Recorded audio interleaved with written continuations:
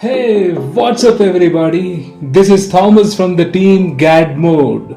Let's review Sony Xperia XA Ultra. There are two smartphone manufacturing giants who seem to be consistently failing in understanding the market trend. One being Microsoft and the other is Sony. XA Ultra is one such example. Though the device has a lot of positive points, still it fails to cope up to the basics that a user looks for at this price range of 23,000 after the huge price drop. Let's check the box content, and in the meanwhile let's turn on the device so that it boots. And by the time let's see the accessories. Box contains the charger, USB cable, earphones, warranty card and user manuals. Charger surprisingly supports fast charging, and Sony claims 10 minutes of charge can provide up to 5.5 hours of usage. The other side of the box provides details of made in China and IMEI number details and specifications and MRP details available behind the box. Let's quickly wrap up the box content and let's see about the display, one of the major plus of this device. It's a 6-inch Full HD edge-to-edge viewing which is encased in a razor-thin frame, and bit of curve at the corners provide a great viewing experience. Display looks bright and colorful, and even though it's 6-inch big, it does not feel so big and it fits very well in the hand.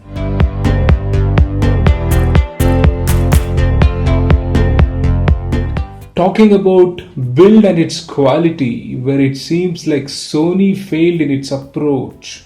Bottom of the device consists of speaker grill, USB charging port and a primary noise cancellation port.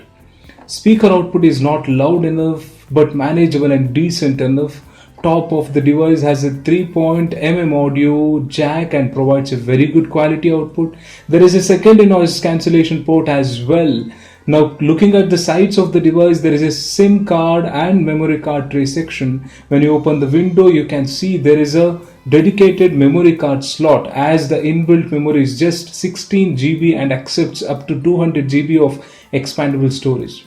There is a dual nano SIM slot and accepts 4G LTE band. The other side of the device has a dedicated camera shutter button, volume rockers and a power button in classic Sony style. Backside of the device hosts a charm of the device. There is camera, 21.5 megapixel camera through which you can expect high class performance even in low light. There is a dual LED flash neatly placed underneath the camera lens. Front top has the Sony logo placed in the center, and the left side of it has notification LED along with sensor, and the right side has 16MP camera along with dual LED flash, and there is nothing at the bottom. Navigation buttons have been set on screen. Now coming to the software features, which is one of the classical form which Sony has consistently maintained in the Xperia series from a long time, but with a lot of improvisations.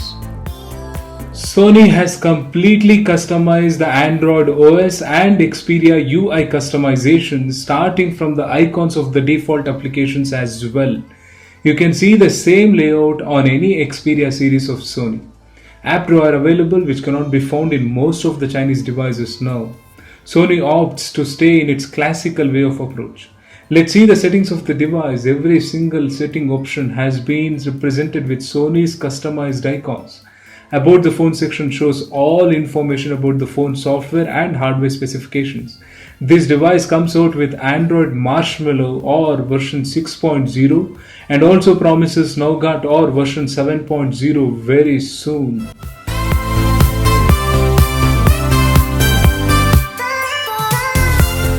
Swiping down from the top provides quick setting and notification panel, which retains more of stock Android OS design, and Sony has not tried customizing this particular section. Gallery has a lot of viewing customization options. Just by pinching in or zooming, icons can be enlarged or shrinked. Layout dynamically arranges the photos with multiple viewing options. This becomes pretty unique option available in Xperia UI and may become handy while you are trying to search a particular photo in the list of photos in gallery. Let's see some more customization options available. Lock screen and security wise, it has some basic options as the fingerprint sensor is not available in the device.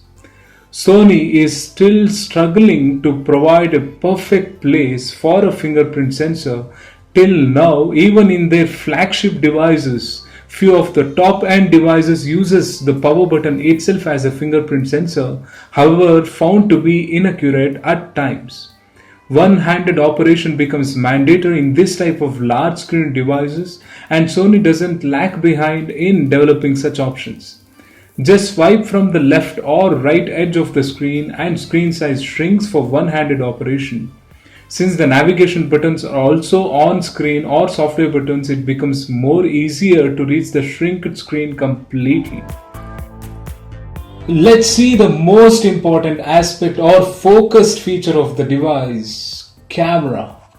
As said, front camera is a 16 megapixel shooter with optical image stabilization and is expected to perform pretty well in low light conditions, as it also has dual LED flash, and the primary camera hosts a 21.5 megapixel hybrid autofocus sensor to track the objects accurately. There is a clear visible shutter lag when you click a picture and is not pretty fast to quickly take a photo. User interface is pretty clean and covers a bundle of options to satisfy photography needs. Swiping the left hand side to quickly toggle between manual mode, video mode, auto mode, etc. There is a bundle of customization options, as you can see, for manual mode, which cannot be seen in this price range in any of the devices. Sony has worked a lot on these customizations and it's clearly visible. There are also a few camera inbuilt applications provided by Sony like AR effect or augmented reality effect, sound photo, face in picture, creative effect, and many more applications can be downloaded from Sony store by clicking on add option. Let's quickly see some samples captured from the primary camera before we end up the review. Photos come natural and accurate in color reproduction without saturating or decorating much and feels great while viewing in an edge-to-edge display like this. Overall, Sony has delivered an imperfect smartphone with a cost which makes the buyer think twice before buying it.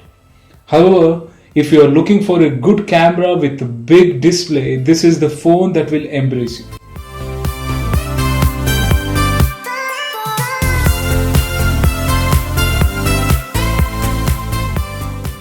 Do let us know your view, give it a thumbs up if you like the video, and do consider sharing the video with your friends.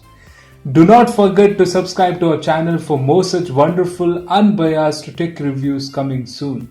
Stay tuned, bye bye.